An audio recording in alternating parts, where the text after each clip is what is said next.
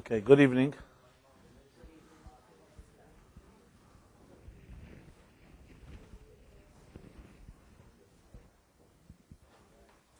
Okay, good evening, everybody. We still can say Happy Purim, being that tonight is Shushan Purim, but today was Shushan Purim. As the Megillah relates in the story of Purim, that Purim was established on the 14th of Adar, which was yesterday, in all the cities of Achashverosh's kingdom, but in the cities like Shushan, which were cities surrounded by walled cities, the celebration was instituted on the 15th of the month of Adar, which is today. So, for instance, like a city like Jerusalem,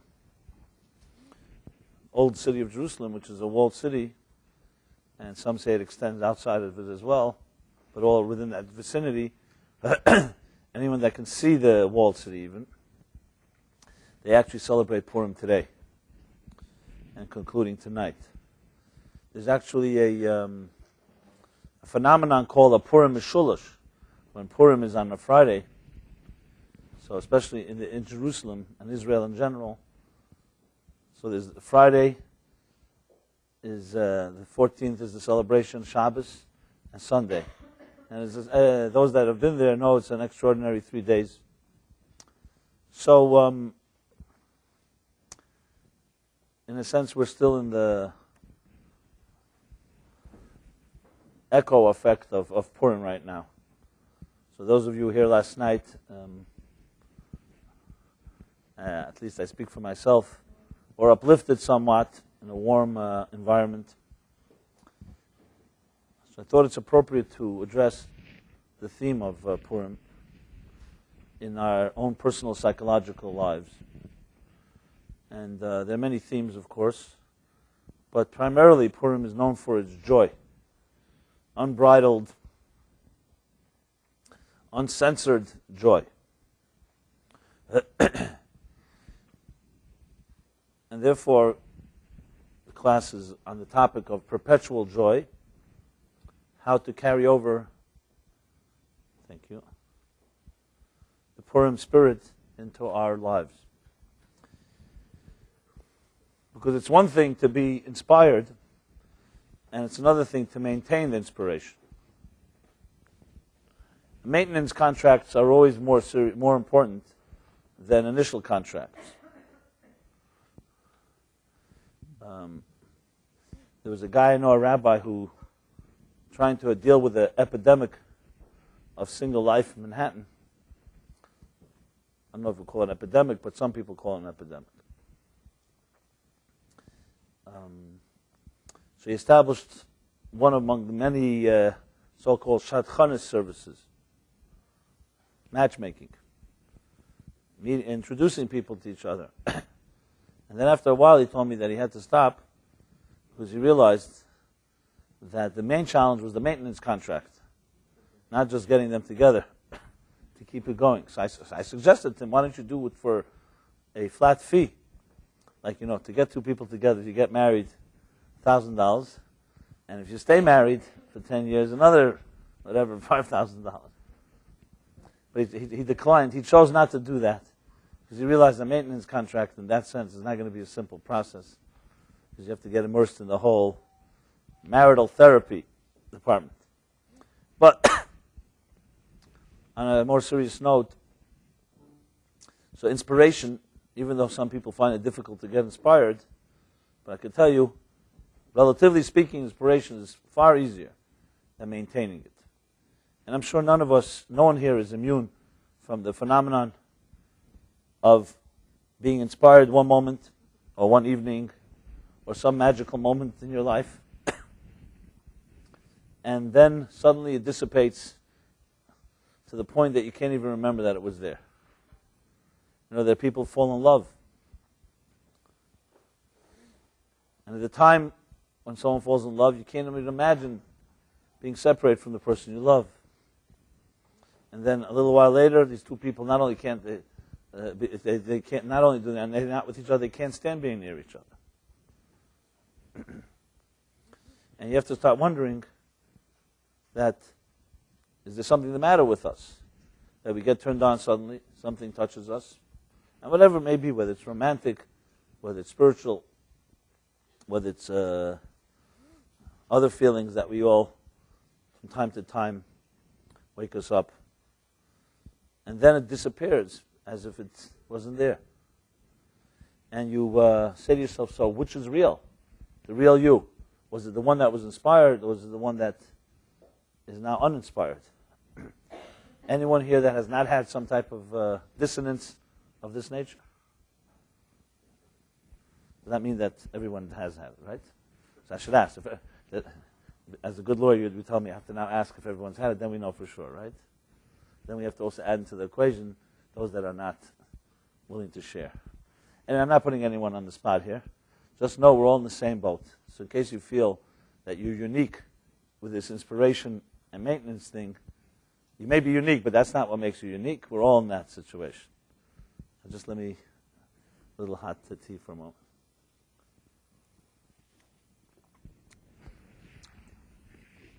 This is not from any alcohol intake or Purim after effects. I just simply have some bronchial issues, let's put it that way.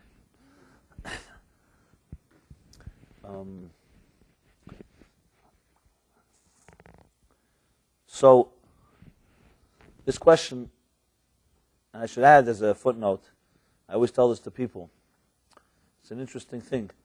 All of us searching for healing or growth or trying to fix something that is not working in our lives. And I at some point observed, it was years ago, but now it became like, to me, I see it all the time, that people get so invested in some of their own shortcomings and weaknesses that they convince themselves that that's their unique identity. In other words, it's basically a psychological trap where you begin to think you're unique in your suffering. You're unique in the things you haven't done. And in a sense, if someone takes away those negative things, you'll lose your uniqueness. And then I read, not now, years ago, that there is especially people who've gone through serious traumatic experiences, childhood experiences, where they were hurt. They begin to expect to be hurt, and to the point when they're not being hurt, they don't feel natural. So when someone loves them or cares about them, they're expecting the second shoe to fall, and they get a slap. To the point that it was documented, people who've grown up in homes that were very erratic, unpredictable, alcoholic parent, who one day loved you and the next day was violent, when the third day would disappeared, or any other such type of severe erratic behavior in a childhood's experience, where a child doesn't yet have the defenses built up to know how to compensate or to make sense of it all. So children like that will grow. I'm using an extreme example because subtly we all have it sometimes. A child like that will grow up expecting that when there's love, the next day there has to be hate or violence. As I said, it's been documented of adults, full-grown adults, who fell in love with someone, and a healthy love. And when that person reached to them, that person would recoil, expecting to be slapped. Now, most of us, if I reached to you, would not react that way. I'm not talking about a violent reach. Just why would a person react like recoil?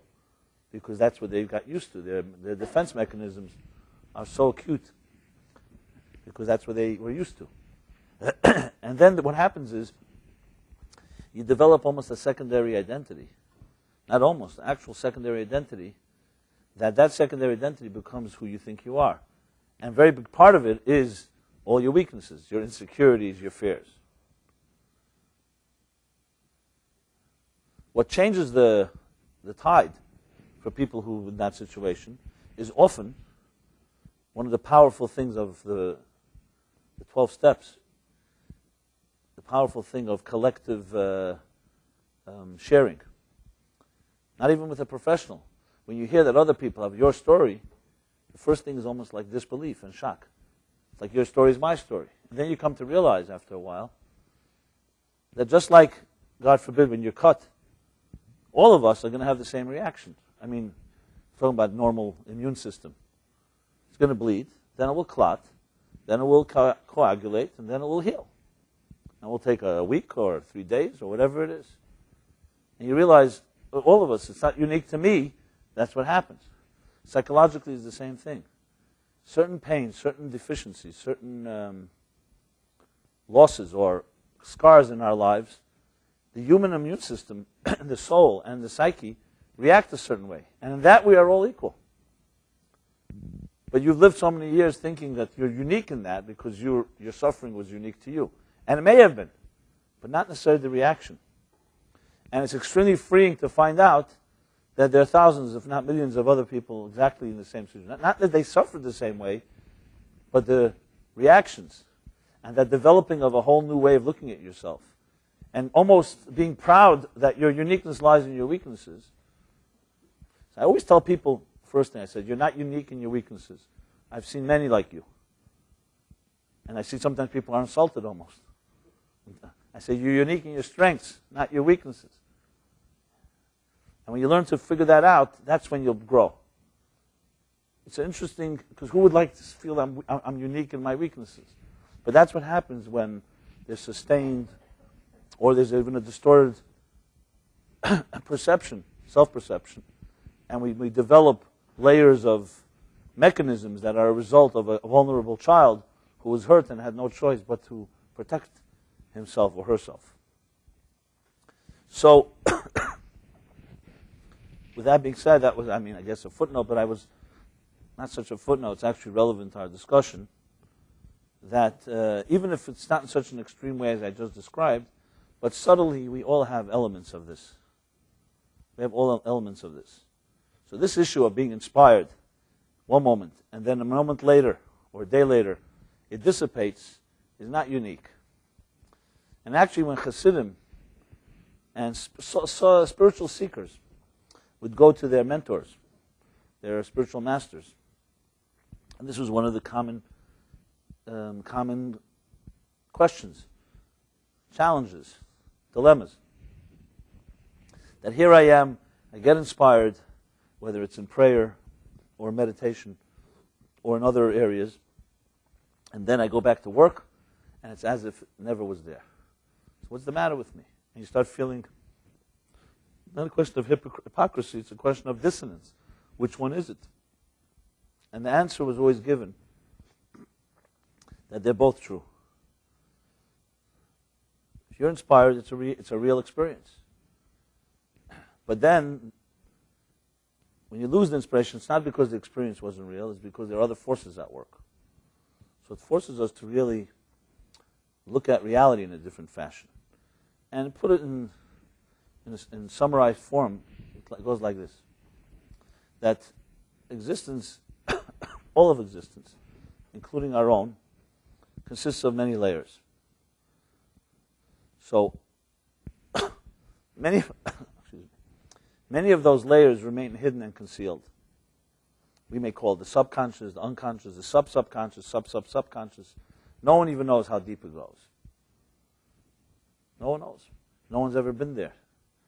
And came back to tell us about it. But we definitely know that there are forces at work that you can't see. Within your soul, within your psyche, within your memory. Like none of us remember the first year of our lives. Even though I've said that here, sometimes people tell me they do remember. But it's not that common. And I don't even know if they really remember or they think they remember. I apologize for this. It's not... On the outer level, I have some obstruction. On the inner level, I'm doing all right. Okay.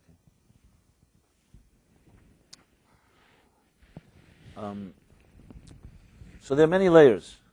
Many of those layers, the hidden dimensions, will remain concealed sometimes our entire lifetime. For instance, let's talk about our potential, talent. Does anyone here know their potential talents? You know some of them. You know those few that have emerged in your life. Some of them actually, most of them usually emerge, if you can call it that, accidentally. You're a teenager, you go to camp, something happens, a project comes up, no one else to do it, suddenly it drops on you and you realize, hey, I can do this, I like doing this. How do you figure out what your skills are, your talents are? I know for myself, school sure didn't do it for me.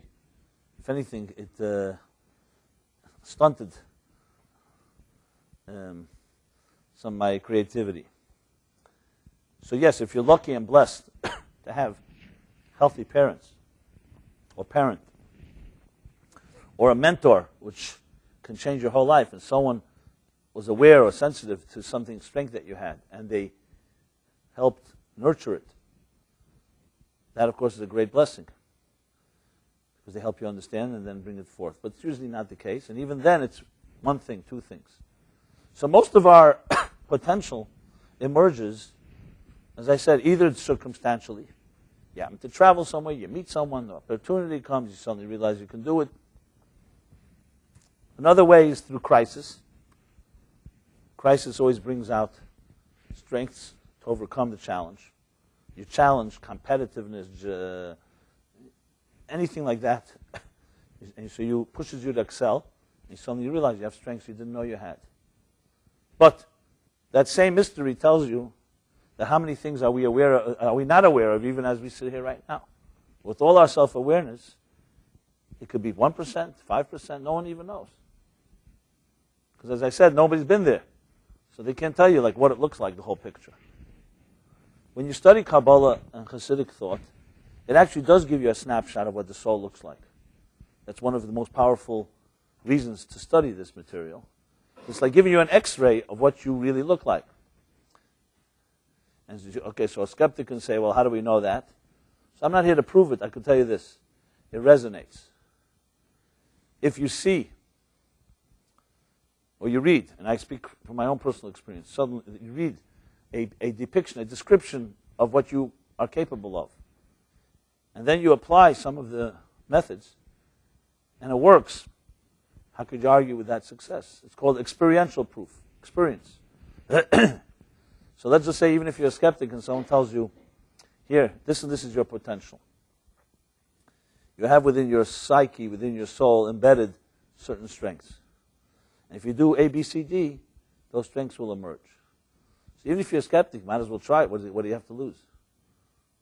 And you try it and you see it worked. Firstly, you recognize that it exists within you. And secondly, you're accessing it. There's no stronger proof than that, because that's like, so you could then wonder, how did that book know it? So fine, you could spend the rest of your life trying to figure out how. But if it works, it works. Which is really why we ultimately study Torah in the first place. Why Jews from the beginning of time, history, were so dedicated to studying the book. Because they didn't see it as a book, as another piece of literature, or an academic exercise. They saw it as a blueprint of life. They saw it as a true blueprint of the psyche and the soul. And they saw it, the proof in the pudding. It wasn't just someone told it to them. They saw it work. And Abraham discovered it in his way, and different spiritual and mystical travelers discovered it in different ways. And they came back to tell us about it. So yes, you can go in with a skeptical eye and say, let me see it for myself, by all means. But you have to also, healthy skepticism means you're not just looking to justify your preconceived position, but if you do discover, you're ready to listen. And it's not just a one-way street, meaning you're sure it's wrong. And when you see the collective wisdom of ages, and you see it reflecting in our own soul, that itself is magical, because it's like a transportation, it's a transcendence of time and space. That people who live in a completely different time, different period, different part of the geography, didn't have any of the technologies and comforts of our time. But the challenges of the soul, they had just like we have, and they dealt with it. That's wisdom you don't want to ignore. Yes, so people cried 3,000, 5,000 years ago too. And people laughed. And when they got cut, they bled the same way. And when their hearts were hurt, and their souls were pained, they had also anxiety. And when they experienced joy, they experienced it like we do. So if you think about it, the fundamentals don't even change. So with this whole uncertainty and fear around our economy, and the changes, 21st century, let me tell you something. The main things don't change. Nothing changes. Everything else is basically ribbons and acronyms. I'm not suggesting we're not living in a real world. We live in a real world. We have to pay your bills. Obviously, that's a factor.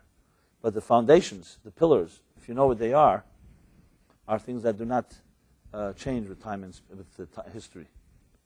They change how we access them. Some would even argue that prosperity and comforts actually tend to obscure some of these inner spiritual strengths, because you get so addicted to your gadgets and to your material comforts that you think that's going to provide you security.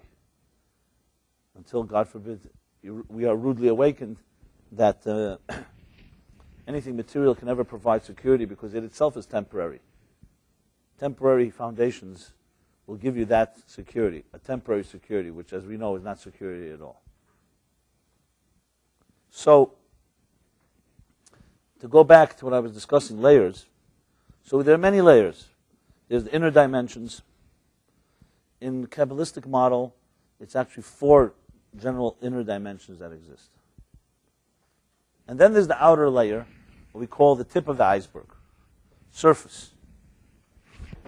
The surface of existence, which we see and hear and smell and taste and touch. Basically, the sensory experiences that we interact with on a daily basis. So you look around this room, you see tables and chairs and sofas and people, some cameras, and Jeff's cookies, and my tea.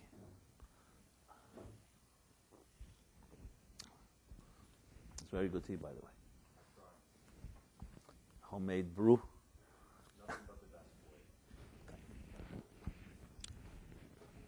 So we see all these externals, and you don't need to be a rocket scientist today to know that if someone said to you, so is this the whole picture? Is this reality? Let's say you're the guide to a Martian that lands on Earth, on 6th Street, and when you were the first one to open up the spaceship, and he or she or it or whatever comes out and says, introduce me to your world, to your reality. So, okay, here's a room. So the first description is what we see with our eyes, what we experience with our senses. And if the Martian or whatever, the little green man asks you, so what else is that? Is that it? So they say, no. We know today that all these items in this room are made up of smaller pieces. And they're called molecules. And in the chemical tables, it's chemical structures and biological structures. And within the molecules are made up of even smaller particles, atoms, which in turn are made up of subatomic particles. And how many layers more are there? You could say that's how much we've discovered. And there may be endless amount of layers. So why is it that we don't see it? The answer is because our eyes have limited tools, and we only can see or hear that which these tools can capture, contain. Just like when you take a picture of someone, you're not necessarily going to capture all their mood and their feelings within. Actually, some good photographers can capture that too, even if you want to fake it. I've seen that. But there's a certain external picture that we can create that conceals everything within. I don't know, I don't remember who it was. It was 20th century, in the 20s and 30s, a physicist, philosopher, who was challenged, as then the big challenge then to quantum mechanics, was when they discovered these bizarre results that were replicated again and again, completely counterintuitive. Whether it's Heisenberg's uncertainty principle or other bizarre realities in that subatomic world, Even Einstein, the great Einstein, refused to acknowledge it till the last day with a statement that God doesn't play dice and all that. So people ask this physicist, how do you guys come to all these type of weird conclusions when no one has ever seen atoms and let alone subatomic particles? So he gave a beautiful analogy of a fisherman who spread his net across the 7 seas and gathered and captured all these different types of fish that swim these seas. And he began documenting the different colors and different shapes and sizes and species. I mean, it's a metaphor. And then after years of research, he came to the conclusion, this was his big thesis, his big scientific conclusion, that there are no fish in the sea that are shorter than a half-inch long. It's a revelation.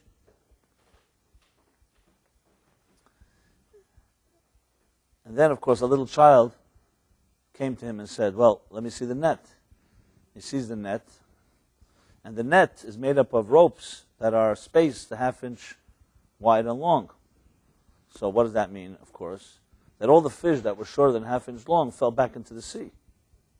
So was his conclusion right or wrong? Yeah, he should have just said one thing. If you use a net that has spaces of a half-inch, you're not going to capture any fish that are half-inch or shorter. In other words, his conclusion was right, but his tool was limited. And that's what the physicist said. If you're going to use your naked eyes, excuse me, or even a microscope, to try to see things that are not containable by these limited tools, instruments, it's like this. It's like the net. So therefore, these layers have to be measured in different ways. You cannot use your physical eyes to try to look for molecules. You need other tools, and there are other tools. And then there are dimensions that you need to extrapolate. You can't even ever see it directly. You can only see it indirectly. A favorite analogy I use for this, psychologically speaking. If, just here's a hypothetical hypothesis. You have a imaginary wall, a wall. But the wall is shrouded in darkness. You can't see what it looks like, what it's made of, its shape, its size, and also whether it's a level, a flat wall or a jagged one. And you don't have the ability to go over to the wall and touch it, nor shine a light on it. Is there any way for you to figure out what kind of wall it is? So initially you think it's impossible. The wall shrouded in darkness. I'm standing here. I can't shine a light. I can't touch it. How will you ever know? For all you know, it's a wall that's about to collapse. It can be a completely jagged wall, completely flat wall. The answer is you could figure it out. This is what's called the scientific method of extrapolation as opposed to interpolation. You can't find something directly. You have to find it indirectly. What do? You take a ball and you bounce it on the wall. So you can't go over and you can't touch it, but the ball will come back to you. And you'll see, if it bounces back straight, you know that part of the wall must be straight. If it comes back to the right, you know that wall must be indented to the left. If it comes back left, you know the wall. And you keep bouncing as many times as you like. You bounce enough times, you can never say, I saw the wall in that direct way, but you could say through extrapolation, here's my closest estimate. And it's a scientific estimate. It's not just some guess. Wild guess. It's based on true observation and testing. So when you go to a good therapist or a good soul doctor, rabbis were meant to be soul doctors, by the way. True rabbis, like Moses. They lost their way some in history. So if you go to a true soul doctor, the soul doctor is not necessarily sees your soul like we see it with the eyes, but he or she is sensitive to what a soul is like. And there's a way of bouncing a ball, figuratively speaking. How do you bounce the ball? Through certain questions, through certain challenges. Just like a doctor touches you to see if there's pain, and suddenly you yell out we know there's a sensitive part here. You go here, so that means there's something going on there. The same things when you speak to someone, and you go to a certain area that's very uncomfortable and very raw and tender, that person will resist going there. They'll say, no, that's irrelevant, it doesn't matter. The more the person resists, the more you know that that wall got to be... Now, a good therapist doesn't just force their way in. You don't want to assault somebody's psyche because it's not respectful, also even dangerous. And above all, that too, that a person has resistance has to also be respected because that too is part of the growing process. Just because a person's sensitive in an area doesn't mean you have to attack it. You have to know how to do so.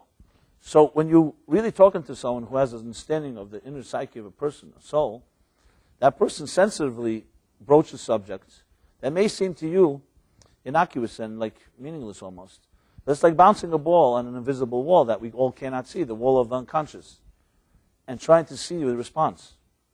So your responses, no matter how calculated they are, for someone who understands that part, will understand and extrapolate certain things. I don't necessarily mean conclusive. Life is much more complicated than just a wall. But at least you start getting a sense of the different resistance we have, our strengths, our weaknesses. And you can really get a close to an accurate picture of a person's inner strengths, inner challenges, if you wish. All of that. So this process is obviously very fascinating because it's all about ourselves. Can you do it with yourself? Can you bounce the ball on your own wall? A little difficult, because you're not going to bounce it where you're supposed to be bouncing it. That's problem number one. Problem number two, the lack of objectivity. So it's a little difficult. But when there's trust and there's a little help of a friend, someone you can speak to, they can help bounce the ball a little. And ultimately, it's going to be you who knows, because you're going to react. And sometimes reaction may be denial, sometimes anger, sometimes, as I said, absolute resistance. And then that's where I won't say the fun starts. That's when it gets complicated. That makes us complex individuals with issues. So basically, what I'm saying here is that there are layers. And actually, in the Kabbalistic map of things, these layers are very detailed, the structure is very defined and very indefinite details. That doesn't mean the structure as we are today, but the structure that we began with. Because as our souls came into this world, it too went through these layers, and then it manifested on the outer level, where sensory experiences become the most dominant ones. 99% of the day, you're busy with your sensory experiences. Things that stimulate you, the things you see, the things you avoid. The whole sensory tool chest that we use. So to go back to that question, here a moment you can be joy or inspired, and then a little while later it dissipates. The answer is, the inspiration came from a part of you that was touched, very real, but then you went back to the outer level layers of your life. And here, that part that was touched, so-called retreats back into its place, and now you have to contend with the realities on the ground. So, often, for example, Shabbos is meant to be, again, another best-kept secret lost for many of us. It was meant to be a spiritual day of traveling into your soul. Instead, it became a day for some to eat shalt, for others to socialize. And Shabbos has many different dimensions. Many people see Shabbos almost as a weird day. Like more than one person has told me, it's a strange day. It's a day you do nothing. I grew up in a house. We did nothing Shabbos. You don't go shopping. You don't go to shows. You don't spend money. You don't travel. We did nothing. And it struck me, yeah. Because they kept only half of Shabbos, which was what you don't do. Obviously, who's going to stick around keeping a Shabbos? You don't do anything all day. And not given temptation to turn on television at least to get some stimulation. But they miss the main story, which is, it's not a day when you do nothing. It's on the contrary. We try to minimize our material and sensory stimulation so that the soul can have a full day. So instead of it being you being swamped and overwhelmed by the 6 days of the week with all its responsibilities and obligations and challenges and corruption and all that wears us down, you have one day you travel inward, but to do so, to travel inward, there's a price. You have to shut down some of the outer noises. You can't travel inward while you're in the middle of the rush hour. You can't hear music that's subtle and beautiful if you're being drowned out by all the noises of life around us. So that part of Shabbos was forgotten. So it became this day of this stringent rules. As I've heard from many, my grandfather would go crazy if I went out to play. It became all this negativity that we don't do this and we don't do that. And then when you ask, so what do we do? So either they didn't know, or you didn't stay around to hear the answer. Which is true for I would say all of Judaism, that half of it remained, which is the dogma, the rules, even the guilt, the judgment, and that whole spiritual dimension experience, which is really what it was meant to be like, is completely lost. To me, there's no question that is the root of most assimilation. Obviously, there's many secondary and third bounces and so on, but that's what it comes down to. And this is not, I'm not blaming anyone. It's just a collective challenge, and for all of us, not just for those that are so-called non-observant, but even for the observant. Because there's a concept called doing things mechanically. Mechanical Jews, robotic Jews. Mitzvahs anoshim ulamada. So you can do all the mitzvahs because you grew up with it. Doesn't mean it touches you. As a matter of fact, you could even have two worlds. You do it for everyone else to see that you're like in the club. And internally you have a whole different life. And there's plenty like that too. And some people can't deal with that, so they just break away and even their external change as well. But the point is the dichotomy is huge. You will not find many, very few, that have a true fusion between their spirituality and their ritual. You find people with ritual and very little soul. You find people with soul with very little ritual. Because that's not an art that is easily mastered and has been forgotten, unfortunately. I mean people, extremely spiritual people, but they don't have any clue about what Judaism asks of them. And then the opposite is true. People who dress the part, and you think they're so-called ultra-Orthodox, so you think, well, these must be the most spiritual people on the planet.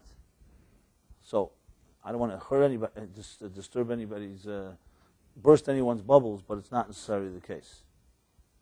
To me, it's like disturbing when I heard in the news today, so-called rabbi convicted of molestation. To me, rabbi and molestation is impossible to go together. Why don't they say that it was exposed that he's not really a rabbi? What makes a person a rabbi? If he's a molester, what are the credentials of a rabbi? But today it's easily said, he's a rabbi, I'm supposed to be a molester. Not my definition of a rabbi. Forget about ethical. So that just shows you that the word rabbi means nothing. It's just like a title. You know, there's some people, doctors, reverends, rabbis. People got their titles. But to get back to the theme here, a little political commentary. And time to time I have to vent my anti-religious sentiments. But as I always say, my best friends are Orthodox, so please. I'm not anti-Semitic. Do I look anti-Semitic? L'chaim, one second.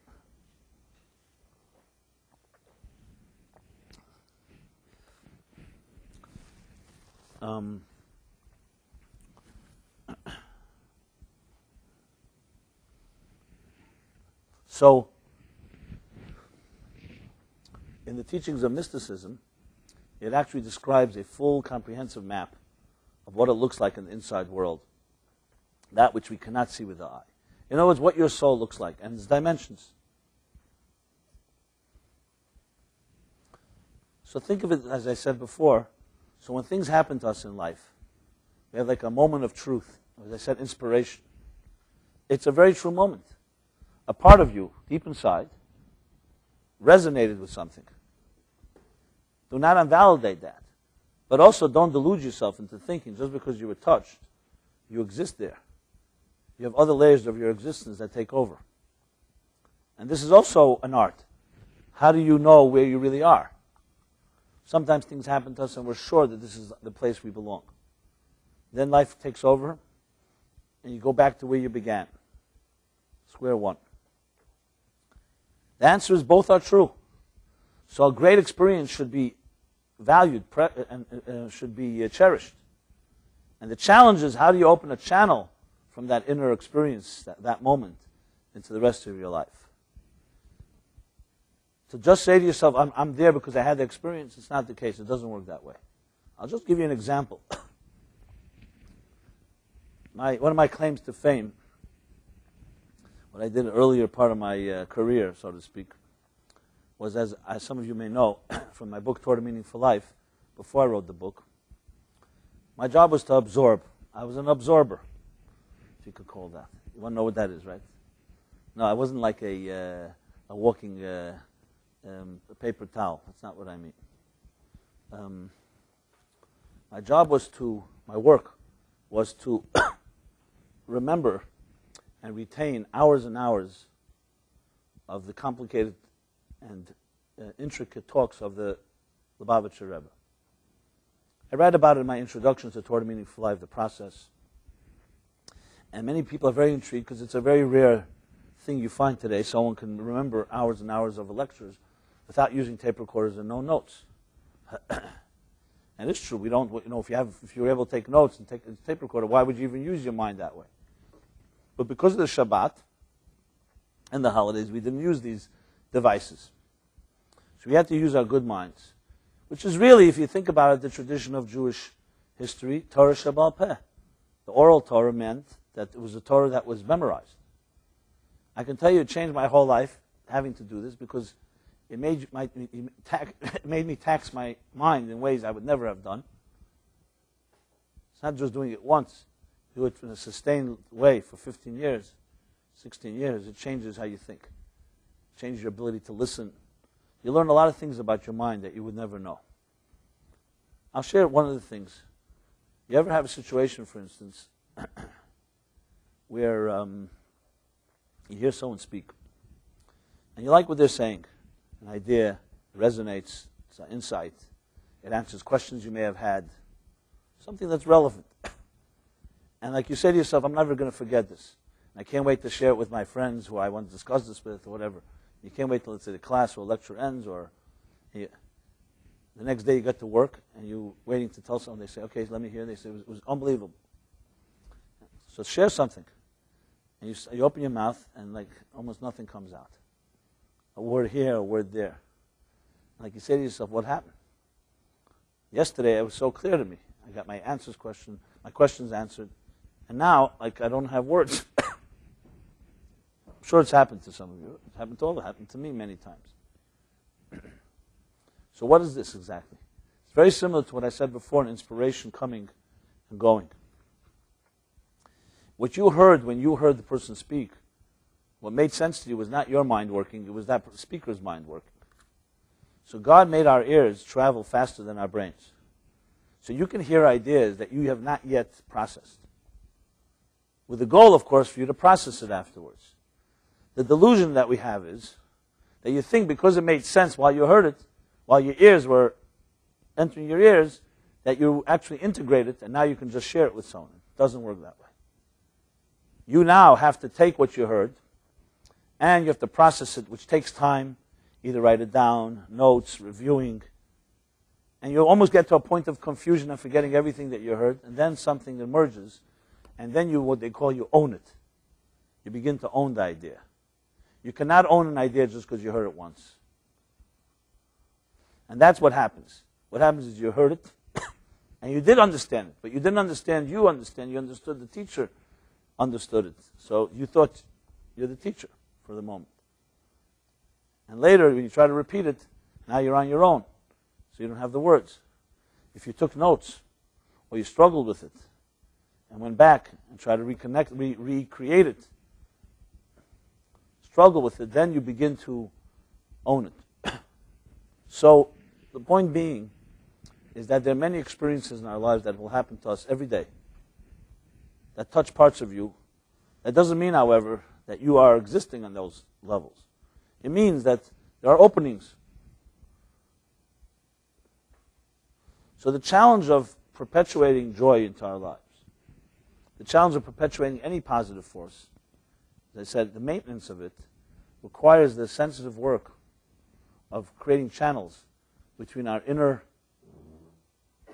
dimensions that have been touched here and there, channels that allow it to be sustained, allow it to be called up at will, not just when you're lucky and you have an epiphany or some type of moment of revelation. And that is much more complicated. I know for myself as a writer, as a teacher, communicator, it's one thing saying something that resonates with people. It's far harder to teach people how to build the tools, the mechanics, and the channels that they can build it in their own lives. So there are teachers who teach you brilliant stuff, but it ends there. And then there's teaching methodology, where you teach people the methods. So even when they're not in the presence of their teacher, they can grow with it. And one day they will be able to teach it to others as well. That is perpetual. Because if you can teach the method to someone, they can then teach it to someone else. If you don't teach them the method or the formula, then you just taught them a solution. But then what happens when there's a different problem and they don't have that solution? They need a different solution. That's why the necessity for the method. And this, in truth, is the way I would interpret what the whole body of and volumes of Torah scholarship is about. Yes, there's a lot of academic stuff and legal nuances and details. But above all, it's a blueprint that teaches us methodology, not just facts. So our challenge is twofold. First, how do we see the spirituality within the message? And secondly, how do we see it as a methodology? So Purim is a day, as I mentioned, is a day of joy. And I discussed this a few weeks ago when we started the month of Adar, which is the general month of happiness, of joy. About how is joy, and I've been writing about it as well in my weekly column, which I invite those of you that do not get it. If you leave your email, I'll be happy to send it to you. About, is joy or happiness hardwired into our systems? Or are some people just born with sad genes, so to speak? So last week, after a column I wrote about 2 weeks ago, a woman wrote to me from her own experiences and her children and people she's seen, that there are people who have a chronic tendency, at least, to not be happy, to be sad. We're not talking about due to a negative experience. We're talking about innate, inborn. And then what about people who suffer from chronic depression? And again, I'm not talking about necessarily due to an event, but something that goes back to our childhoods, just like there are children born autistic or other genetic, whatever you want to call it, mutations. And it's a very big question, not just from a practical point of view. From a mystical point of view, it's a very powerful question. Why? Because from the mystics wonder, is the soul autistic or is it the body? Or is it the channel between the soul and the body? In other words, are some souls come down to earth wounded? Are some souls deficient? And that's a theological quandary to say that. Because the soul is meant to be a part of the divine. So you're touching now God himself. And if the soul is so-called perfect, or healthy, or balanced, so what happened? Why some children have these diseases that limit their capacity to express themselves, and sometimes true handicaps that are not just easy to overcome, really change the whole destiny of a person's life. So you have discussions about this, especially in some of the mystical texts that talk about reincarnation and Gilgulim, souls as they travel. We don't always know the destiny and mystery of a soul's journey. But one thing is unequivocally clear, is that, as the Bible puts it right in the beginning of Genesis, that every person is created in the divine image. And as such, each of us has a innate, pure soul that's as divine as it gets. And there's no such thing as one person being more divine than the next. It's really the basis of the Declaration of Independence that all men are created equal.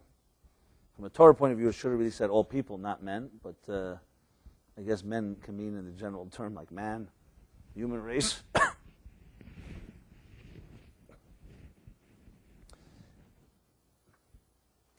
So based on that biblical statement, this is true about everyone. It doesn't matter what you see. Whether the child has Down syndrome, God forbid, or autism, or other non-mentionable diseases, the soul of the child is a divine entity. What happens is, and this is where we don't understand perfectly the reasons, what happens is that the channels between that inner dimension of the soul and the outer levels of existence may be severed or may be distorted. As I mentioned before, even the healthiest person has that problem. But in a case like that, there it's not the fault of the person, obviously. It's part of the mysteries of existence. So I'm not here to discuss, it's not the theme of this evening, the mysteries of existence, why certain children are born a certain way, why certain families have to suffer a certain way. I'm not here to justify it, I'm not here even to discuss it. But it's inevitably have to touch upon when you're discussing this whole issue of how a soul interacts with this world. Now, why is this so vital? Because really this is our salvation. If one does not accept that the soul within each of us has that type of quintessential purity, then frankly, what hope can anyone give anybody for anything? You could say, hey, too bad. You had some negative experiences. Life serves survival of the fittest. Some have a better set of cards, others a worse set of cards. This is completely antithetical to Torah thinking, which does not believe in fatalism at all. It believes in the concept of a spirit that is unwavering, what's the word? Fatigable? Yeah. I can't even say it with my cough. Indefatigable, okay. Tongue twister. Meaning a reservoir of power that we could never even imagine how much energy it contains. And when you know that, and you believe in it, not only yourself and others, you can bring the best out of people. And if you don't believe in it, you'll never bring the best out of people, because if you really feel that person is damaged goods, or whatever it is, how are you going to lift them up to a greater place?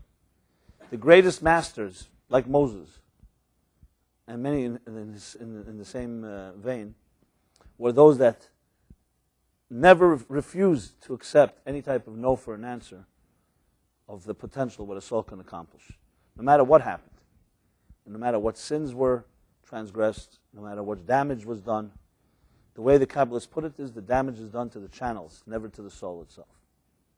So think of it of a well, or reservoir of power.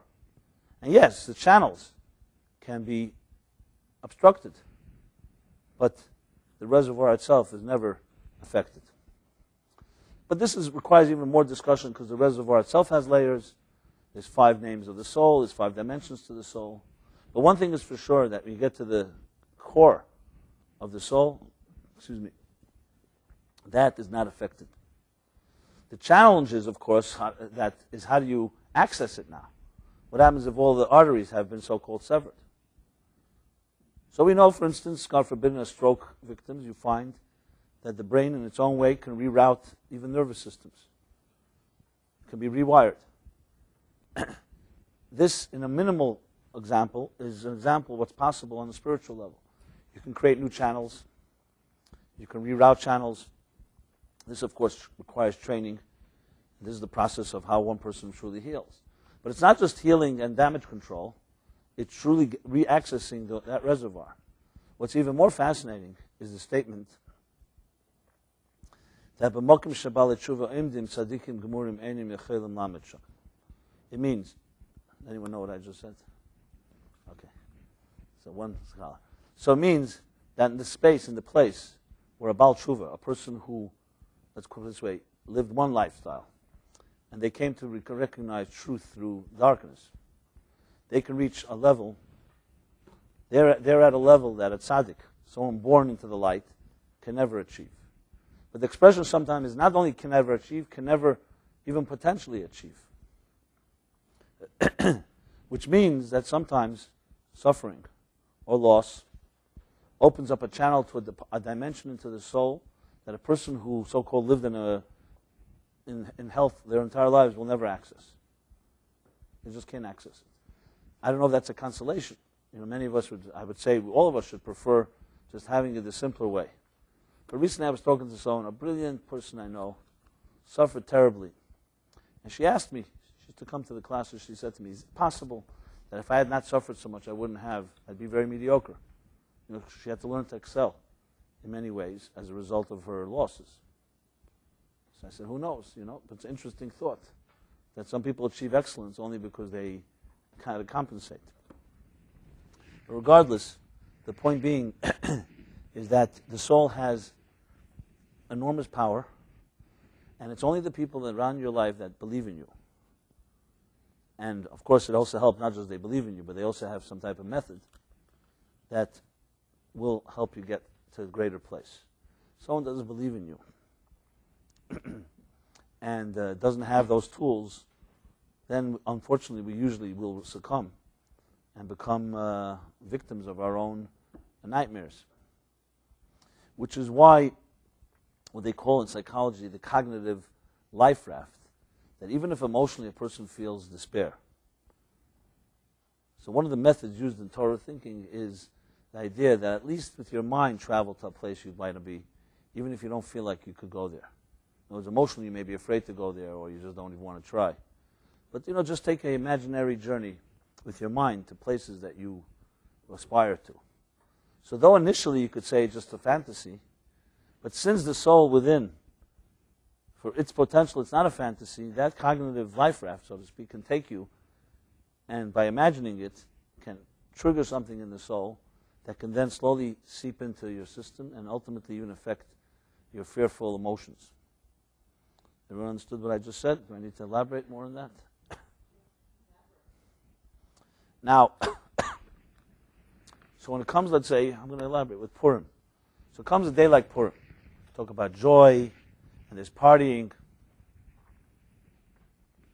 and you could say it's a great day of escapism for many. Forget about what happened yesterday, tomorrow, Purim, we'll celebrate. Like any party. Then, of course, as the hours wear on, you start dreading the moment when this day is going to end. You have to Cinderella, the chariot will turn back into a pumpkin, and all the other metamorphoses will return back to the regular. That's why we have to see Purim in a different light, and that is that Purim is a method. It's not just about joy as escapism. It's not even just about joy, because thousands of years ago the Jews were saved from Haman's edict. It's because Purim has the power to access a part of our dimension in our soul that no other day in the year has that power. And by celebrating, we access it. One of the great mystics said that people say, I can't be happy, I can't be joyous because I'm not happy. So the response is, maybe if you were happy, you'd be joyous. Meaning, it's a catch-22 situation. If one truly believes that the soul has inner joy, even though you don't feel it, and you act like it, and you hang around with people that are upbeat, it has a power to open up that channel. This is common practice for any athlete, anyone that's trained. You don't always feel like it. a thing called automatic pilot. You have to do it. You do it a few times enough, then suddenly it emerges. You'll see this many, many times. Like you see, even sports. They'll say the superstar is not really at his top of his game, and then suddenly, in the middle of the game, you'll see things change. What happened? Was the guy in a bad? It was a bad day. Should have been bad all the way, because someone who's truly trained knows you got to go through certain motions, and then new strengths suddenly emerge. And maybe it's the competition, and maybe it's the adrenaline, whatever it may be. People who know themselves well use their mind. They don't let, even if they're in a slump, they don't let the worst thing of a slump is that you lose your confidence. Once you lose your confidence, it becomes a vicious cycle. So it all comes down to that you truly know within yourself that you can do it. And just because it's not working right now doesn't mean it's not going to work. I remember the first time. I used to give this class, I gave this class for many years, but the first time they asked me to speak in public, I mean, this is also public, but I guess it was an official lecture. I didn't want to do it. It wasn't because I had the butterflies or because I was shy, even though I am shy, despite appearances, was because I felt more comfortable in an informal setting, sitting, talking, in a more intimate setting. A lecture was too fabricated for me. And I've since confirmed that. If you'll ever notice, the greatest lecturer in the world can be delivering a lecture, and there are children in the room, they're always ignoring it. So you think, with such a good lecture, why come it doesn't get the children's attention? So the arrogance of a lecturer will say, because the children are too stupid, they don't appreciate me, etc. I would say that children are very sensitive to truth. And lectures are fabricated situations. They're not truthful situations. The lecture may be a truthful statement, but the concept of a lecture is not, a child knows about a mother nurturing and holding the child and speaking with love. This thing of putting up a lecture in the middle of a room and getting up and lecturing people is not necessarily the human natural way of communicating. Not that it doesn't work, and I'm not here to say we should abolish the whole lecture circuit and so on. But I think children just do not recognize the setting. It's not natural to humans. Like you see in the natural world, you don't see any one of the animal kingdom that gets up and gives a lecture to all the other animals. I understand they don't speak, but they do communicate. But it's all collective. It's always like a group. Anyway, it's my little weird theory. Excuse me, please. So when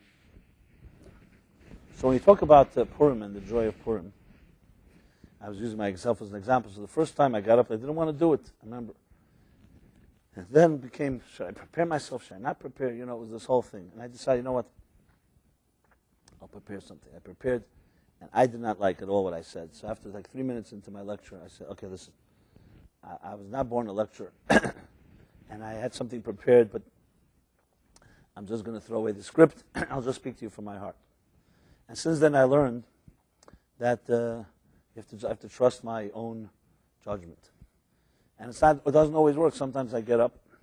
And not to say that I don't prepare. I mean, like someone said to me, how long did it take you to write your book? I said, well, 20 years and another 3 months. When you spend your whole life doing something, it's also part of the preparation. So then when it takes 3 months, it's not 3 months. It's the whole collective experience. So often, the situation is such, as someone asked me to speak spontaneously, and sometimes I have no clue what I'm going to say. You pick up the vibe, but I have the confidence. And I don't say it with any arrogance. It's confidence that you build, and that sometimes you go into you start hearing yourself that you don't like what you're saying. You just go on because you got no choice, and then you get into your groove. That's how it works. My point being is that we all have this potential. What you need to do is learn about what your soul is like. You build that confidence, then the method of accessing it and building those channels becomes tremendously easier. So true Purim, you can say, okay, most of us, we don't know, and no one has a clue why we celebrate on Purim. I'm talking about psychologically celebrate. Yeah, we understand we celebrate because, as I said, the Jews were saved from Haman. What does it mean today in the 21st century, 2009 that we're at? Okay. How time flies, yeah. It was just 1990.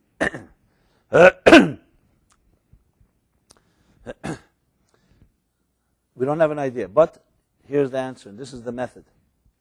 The Purim story, interestingly, is the only book in the entire Torah that doesn't have God's name in it, as was one of the questions in the quiz last night. Now, why not? Every book has God's name in it. The answer is because in this Purim story, God's hand is concealed. If you just read the story, it almost seems like random circumstances. It's only when you add them all together, you connect the dots, you see there was a higher destiny taking place. What is the lesson to us? Is that there are times when miracles happen, fine. But most of the time they don't happen. Even then, there are miracles happening, but they're concealed. That if you look at, as I said yesterday, when you look at what Kierkegaard said, we can only understand our life backwards, but we must live our life frontwards. So think of it as a film that's unfolding. You don't know what the next frame will bring. It can be a complete surprise. But when you look backwards, you'll see all the frames led up to something. They're all part of one journey. That recognition, that humility, to realize that you don't write the script of your life, that you do not, with all your plans, you always have to reserve the knowledge that there may be another hand at work. That doesn't mean we don't plan, it doesn't mean we don't try, it doesn't mean we don't, but it means that there's also, after everything's said and done, there's something more that meets the eye. The inner dimensions, as I was referring to. That's the Purim story. A person that can sincerely and feel that way will find joy. Because where does anxiety come from? Anxiety comes from when you're convinced that you have your script all figured out and it doesn't look good. So you're so sure of yourself. That's ultimately where anxiety comes from. I'm not saying anxiety is not justified. It could be a situation that's extremely overwhelming, and objectively even is one that can cause anyone to become anxious. But it doesn't take into account forces that you cannot see. And if you're unable to acknowledge that, then you've basically written your script. You're saying what I see is what it is, and based on that, I only have one conclusion: despair. However, if a person understands, and maybe begins first in the mind, as I said, a cognitive life raft. First you have to understand it with your mind. Is there a script of life that's anyone predicted? Can you show me one person that at the end of their life said, yeah, I predicted everything exactly as it would work? Impossible. The difference between the happier people and not are the ones that didn't mind that they didn't write their script. They didn't have a problem with it. They surrendered in the first place, in a good way. They understood, I will do my best. But then there are forces that will not work, and then you just have to ride with it. It's essentially the acknowledgement of a higher force in your life that's concealed. That's why God's name is not mentioned. And that's why there's joy, Purim. Because joy comes from a recognition that there's something always happening that you don't see.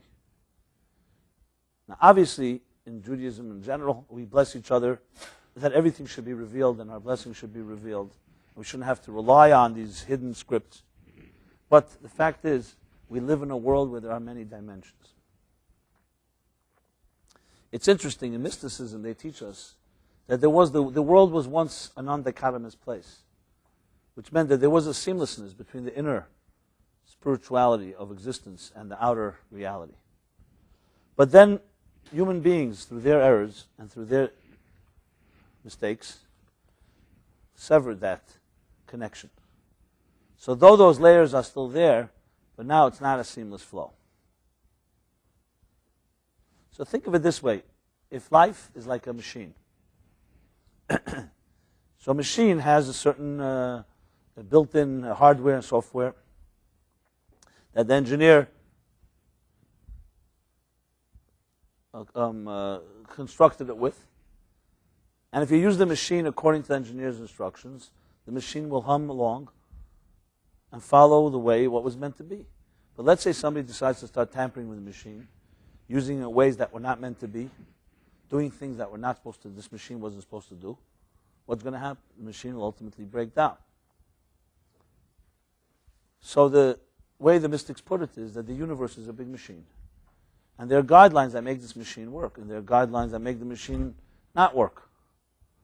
This includes also each of us, like a small universe. So a mitzvah and the antithesis of a mitzvah is not just a good deed or an obligation to God. Above all, it's an obligation to yourself. Mitzvah comes from the word connection. It's really a connection to yourself. Have you betrayed your soul or have you not? Health is the seamless flow of a soul with all the channels open into the body. Only we human beings can reverse that process by behaving in ways that are destructive to that flow. So, for instance, a person behaves selfishly. And we all have selfish tendencies. We all first think about ourselves. But let's say you act on it. And you hurt someone in the process. It's happened, right? More than we'd like. Would you agree? It happens once in a while on earth that people hurt each other? Nobody agrees with that? Okay. Very idealistic group. So, people hurt each other. In the beginning, there may be good intentions even. But basically, you've allowed your selfishness to take over. This is not just destructive to other people, it's destructive to you. It's not how a soul functions in this universe. A soul was created to give. This material universe teaches us to take. There you got the first battle. We've become takers when we should be givers. And many people say, what do you mean? If I'm not going to take, who's going to give me? So in other words, begins this cycle. It was, what was it? Who was the guy that acted in the Frisco Kid? Gene Wilder? So he's acting this Hasidic Jew, travels to San Francisco. So there's this train robbery in the middle of the movie where the train robber gets on the train, he rips everybody's jewelry off, their money, their wallets, whatever, all their belongings, valuable belongings. Just before he jumps off the train, he says, remember, it's always better to give than to take. So he took it all and left them with that message. So we live in a world of many takers, which train us to be takers as well. And it's a dog eats dog. If you need examples of it, look around our economy in the last few months and the reactions to it. The Torah's model is one that is driven by giving, not by taking. And that when you give, you'll get what you need. And the fact that there are other people trying to steal your thing still shouldn't turn you into a taker. Just because everyone else is insecure doesn't mean you should be insecure, basically. And that's why, however, this is the road less traveled, because this requires very serious spiritual fortitude. You have to have unbelievable confidence, strength to be a giver, especially in a world where there's so many takers. I'm not suggesting that you marry someone that's just a taker and you just be a giver. That's another imbalance. But I've learned from my own work, for instance, sometimes you have to know you give. You have to know where a person, you don't want to be the babysitter. A person has to know how to reach as well. Or else you're not training a person to really become an adult. The challenge is to know what the balance should be like. But it's no different when healthy parents are teaching their child to walk and the child takes the first step. So compassion then would say, I don't want my child to fall. I'm not going to let the child take the first step because he may fall. Or she is not compassion at all. It's your own selfish issue. So what you have to do is show the child, I'm here. I'm here for you. Sometimes the child doesn't even know you're there, but you're watching. And let the child develop the confidence to take the few steps and fall and pick himself up and walk again and so on. The unhealthy balance would be when you're either too controlling or too absent. But this is the process of what's called nurturing. Nurturing doesn't just mean you're a caretaker and you help everybody at all times. That's not what giving means. That type of giving could also be selfish. You like to give. Giving also means is the person who's receiving being made stronger and healthier, is it, or you're just getting off on the fact that you have so much to give. So it's a more complicated thing than just, but it's definitely moving people from taking to giving. And understanding the Purim story, which is, of course, the mitzvahs of Purim are about giving. Matanas lavyanim, gifts to the poor, shleach manas, the food packages we send to each other, and in general, a generous spirit of love, of spirit of celebration together. So it's not disconnected from the whole story. It's all connected to the idea that we don't know the full script. It's not all about me. There's a bigger story unfolding. There's another hand, an invisible hand, which helps us access a joy that's locked inside of you, even though you may not know. And it creates and it's accessed through the process of giving, of sharing. Try it out. Try to do something unconditionally for another person, a giving act, and specifically not because you're getting something for it. You tell me what it makes you feel like. So in the beginning, some people feel like I'm being used or so on, but I'm telling you something of your choice. What it turns you into is building a confidence that you have what to give. A taker, no matter how much he hoards or she hoards, ultimately is also living with another reality, that my value is only as much as I can take. Do you have the power to give? Do you have anything to give, for that matter? And not what you, the gift of gab, what you can sell to somebody. I'm talking about really inside of you. Now, this is not an easy discussion. You talk to one-on-one with people. It's not easy to tell someone who's a full taker, a parasite, that, listen, you have the courage to give. Because they're usually in denial. They usually think that they're giving, or they convince themselves, or everybody is worse takers than me, that type of thing. So in the story of joy, which really is the story of our soul, it's about recognizing two things: that it's within you, and the second thing is that there are methods to access it. So yes, so as we go to, we move from an inspiring moment, whatever it may be. Maybe some of you weren't even inspired Purim either. That's fine. But there'll be moments when you may be. The challenge is, how do you connect the two worlds? And actually it can be a very exhilarating challenge, because in a sense what you're doing is putting things right again. You're fixing, repairing. Tikkun olam, they call it.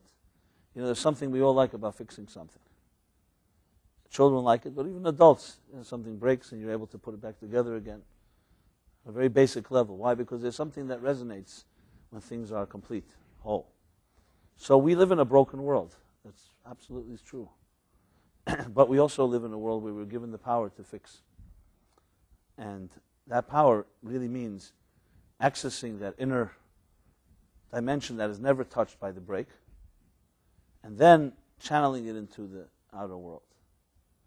So yeah, many, many people have told me over the years how doom and gloom, that their lives will never work.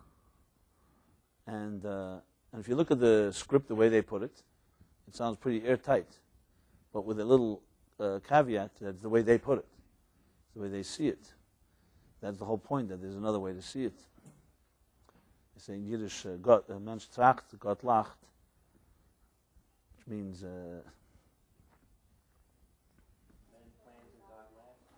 right, but there's a way to say it in English that rhymes as well. Plans and laughs doesn't rhyme. But man conceives and God, whatever, retrieves? No. There must be a word. Anyway, the point being is that it requires a humility, it requires a connection to something that's greater than ourselves. What can I say? If a person doesn't have that, is there any hope altogether? It always amazed me that the first of the 12-step program was always that I recognized I'm not in control of my own life, and that I have to surrender or accept a higher voice, a higher authority. Is the first of the 10 Commandments. Anecha Hashem Elokecha. It was written long before the 12 steps were. The original 10 steps. It's understanding, it's not about the religious God that so many people distort it with. It's about understanding that it's not just about you. His life is not just about you. You're an integral part. You're indispensable. You have the divine force image working through you. But that should teach you that it's about a bigger picture. Because if you understand your own divine voice, you respect other divine voices. And in that sense, each of us has something to contribute that is indispensable. That belief, in that few sentences that I just stated, is the key to real joy. That's why when the mystics say, if you were joyous, you'd be happy. When the person says, well, I'm not joyous because I'm not happy. In other words, if you behaved, even if you had to fake it, but faking it only, as I said before, like automatic pilot, simply to access a part of yourself that you may not access unless you try it, is the key.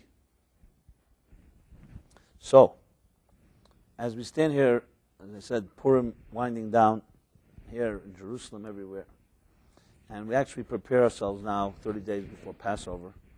So Jews always have a holiday up their sleeve. It's not Purim, it's Passover. And we'll talk about that in the coming weeks. There are, and for me this is the key, there are profound psychological lessons in all of these calendar cycles. And that really is the challenge in our time. You can go to other classes if you want to learn about how to find chometz in your house or how to bake a matzah. I'm not dismissing that. It has value. But that is the mechanics. The key thing that I think for all of us is, what is its personal relevance? How can these traditions and these customs and these stories help us develop the methodology we need to empower us to access those reservoirs and channel it into our daily lives? That's the bottom line challenge. I speak for myself, but something that I think everyone can learn as an example. Many years ago I committed to what I do now. I never turned back. I never looked back. And it's a commitment to teach and to write and to use my skills, because I realized that many of the treasures of Torah wisdom and mystical teachings were so powerful and yet so unknown. So I saw there too a channel that was severed. These deep secrets that sometime in history people knew.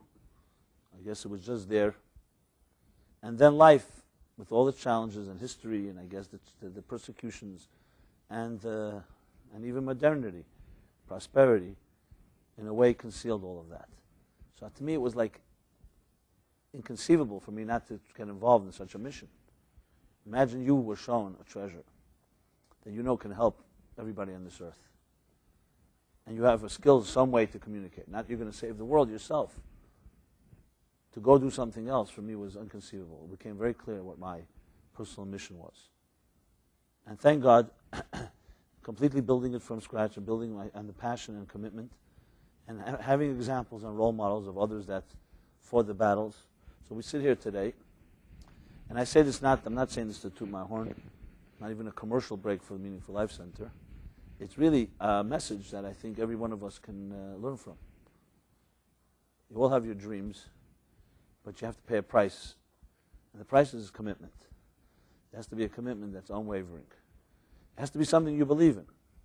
But once you do, you cannot stop just because it's not comfortable or because some other challenges came your way. So to make things easier, I invite you, since I already paid some prices and it was difficult to build something from scratch. One of my passions is to turn this place into a true hub, like an incubator of kindred spirits like ourselves. Because I know that as much as I have to give, you all have to give. Honestly, I think that if you're allowed the environment that's trusting, warm, empowering, loving, unbelievable stuff comes out of people. And imagine if a few people can join together in that way, what can they create? That's what I believe in. I don't even know what it will be. I mean, I have a general sense it should be something of generating some powerful energy. But whether it's going to turn into a film or piece of music or something that will just help some people individually or something educational, the sky's the limit. So I don't have any limits. Those are already methods. The key is the objective, and the objective is to allow people to feel they're in an environment that allows, what is an incubator after all? It's a warm environment where eggs are hatched. That's where the word comes from. So we all have our eggs that need to be hatched, which means our potential that needs to emerge. So tell me, is that not a worthwhile mission? Because that ultimately is the destiny of our lives. Everything else we do may be the means, it may be even important things we do, but often they are means, meaning they can also be a distraction if you don't have your core mission, your objective, the destination you want to reach. So please see me as an ally in this journey. And our goal is to find not a static destination, to find that maybe common destiny, but also a personal one. That each of you, there's no question, has a mission why your soul was sent onto this earth. And this mission is embedded somewhere in your psyche, probably pretty trapped, and is waiting to be released. So together, it makes it a lot easier to do. So those of you who were here yesterday, I want to thank you because you helped me, and I know I helped many others release some of that energy. But as I said, the challenge is to sustain it. So I'm happy to have a class the next night, even though it's not ready. The Purim so-called high is dissipating. And if we can turn this into a 24/7 thing every day and just keep the energy flowing, that would be great. I want to also especially thank some of the musical entertainers that were here. I know entertaining is not the right word. It was more from the heart and the soul. So I will say this, that please expect a lot of music to be played in this room here.